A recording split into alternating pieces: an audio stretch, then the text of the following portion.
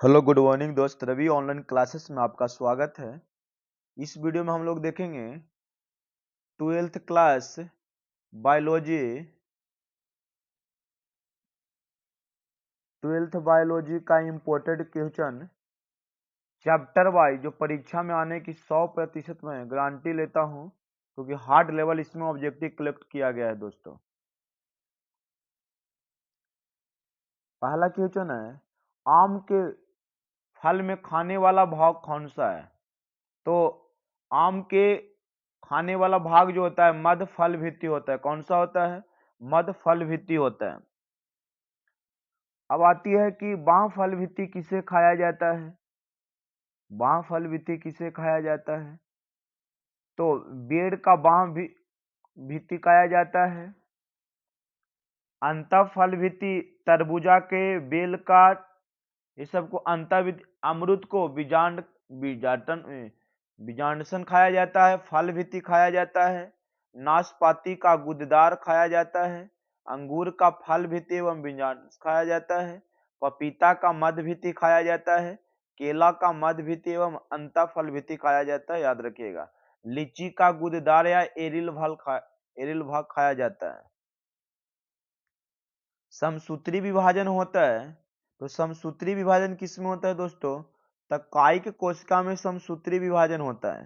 कायिक कोशिका में समसूत्री विभाजन होता है। बिना निषेचन के फल बनाने की प्रक्रिया को क्या कहते हैं? तो बिना निषेचन के फल बनाने की प्रक्रिया को पार्थेनोकार्पिक कहा जाता है। इनमें से किसमें आंतरिक निषेचन नहीं होता है? तो पक्षी में आंतरिक निषेचन होता है।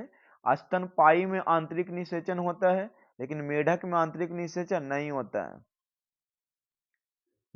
द्विखंडन एक प्रकार का है, तो द्विखंडन एक प्रकार का अलैंगिक जनन का उदाहरण होता है।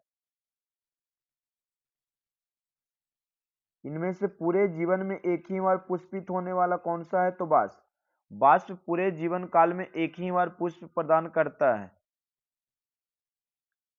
मुकुलन द्वारा जनन किसमें होता है? तो मुकुलन द्वारा जनन ईस्ट में होता है। किसमें होता है? ईस्ट में। इनमें द्विखंडन किसमें पाया जाता है? तो द्विखंडन अमीबा में होता है। किसमें होता है? अमीबा में। लीची के खाने वाला भाग क्या कहलाता है? तो लीची के खाने वाला भाग को बीज चोल कहते हैं या एरिल कहा जाता है। क्या कहा जाता है? बीज चोल या एरिल। बिना निषेचन के फल निर्माण को क्या कहते हैं? तो जो बिना निषेचन के फल निर्माण होता है उसे अनिषेक जनन कहा जाता है। बिना निषेचन के जो फल निर्माण होता है उसे अनिषेक जनन कहा जाता है। ईख में ग्राफ्टिंग नहीं हो सकता है, क्योंकि वैस्कुलर बंडल्स बिखरे होते हैं, यही कार्य उसमें ग्राफ्टिंग नहीं हो सकता है। तो क्या हो जाएगा? Option number A. कुकुर का संभावित जीवन काल कितना होता है? तो कुकुर का संभावित जीवन काल जो होता है 20 वर्ष होता है। कितना होता है? 20 वर्ष होता है। रात में खिलने वाले पुष्प साधारण क्या होते हैं? तो छोटे होते हैं। रात में खिलने वाले पुष्प क्या होते हैं? साधारण छोटे होते हैं। उभयलिंगी प्राणी कौन सा है दोस्तों? तो केचुआ उभयलिंगी प्राणी है। केचुआ क्या है? उभयलिंगी प्राणी। जन्म से लेकर प्राकृतिक मृत्यु के बीच की अवस्था को क्या कहते हैं? तो जन्म से लेकर प्राकृतिक मृत्यु के बीच की अवस्था को जीवन काल कहा जाता है या जीवन अवधि कहा जाता है।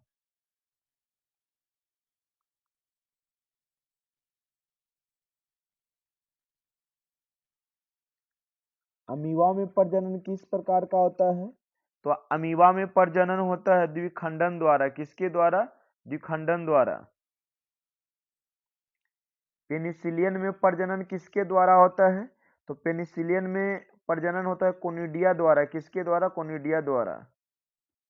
मासिक चक्र किस में होता है? तो मासिक चक्र मानव में, बंदर में, कपि में, इनमें सभी में हो जाएंगे।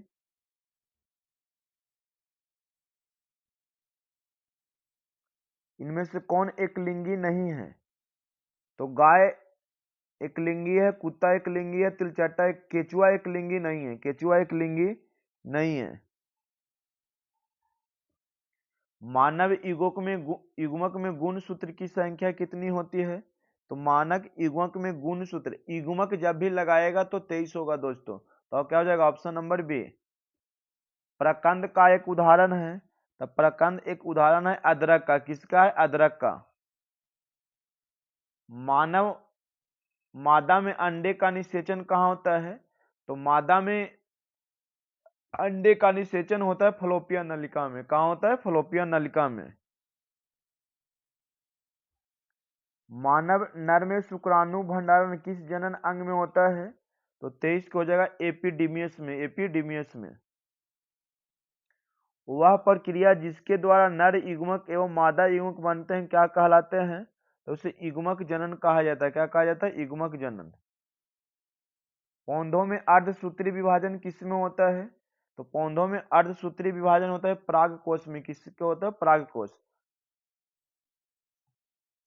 देखिए, अगर इन लोग के शॉर्ट क्वेश्चन आपको चाहिए दोस्तों, तो आप मेरे मोबाइल पे या टेलीग्राम पे मैसेज कीजिएगा, आपको मिल जाएगा सब शॉर्ट क्वेश्चन।